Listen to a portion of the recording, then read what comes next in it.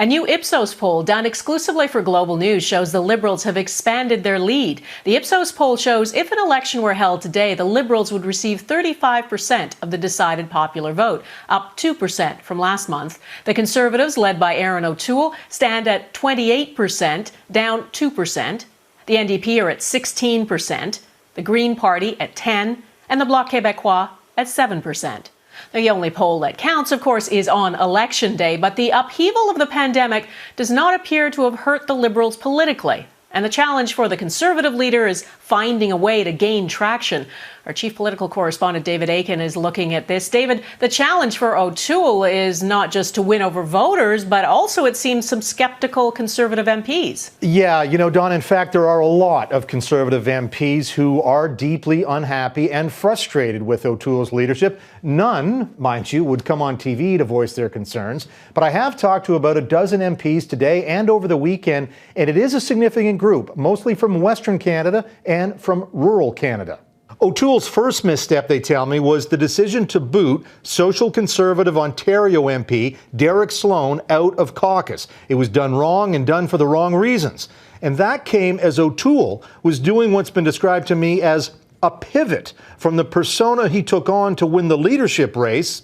It's time for a true blue Conservative who can win the next election, to what he's perceived to be now, a red Tory from Eastern Canada. And in Conservative circles, Donna, calling someone a red Tory, well, that can be fighting words. Now, these MPs now worry O'Toole's red Tory tendencies will result in a climate change policy that puts a price on carbon. In other words, a carbon tax.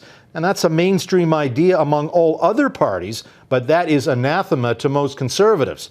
Finally, many in his caucus are upset at the removal of Pierre Poilievre as finance critic. Poilievre is very popular within his party. And O'Toole's decision to make Poilievre the jobs critic, well, that is seen largely as a demotion of a potential leadership rival.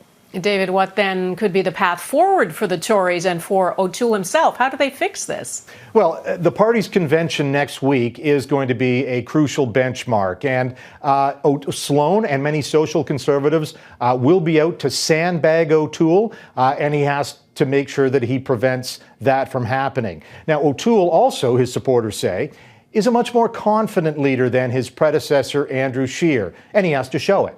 Now, O'Toole must also convince Western and rural MPs and party members that he can deliver votes in Eastern and urban Canada, and he has to do that without alienating that Western and rural base. It's a tall order, but O'Toole must address this frustration in his own ranks before he can address the concerns of the Canadians he'll need to win over to win an election. Donna? David Akin in Ottawa, thanks.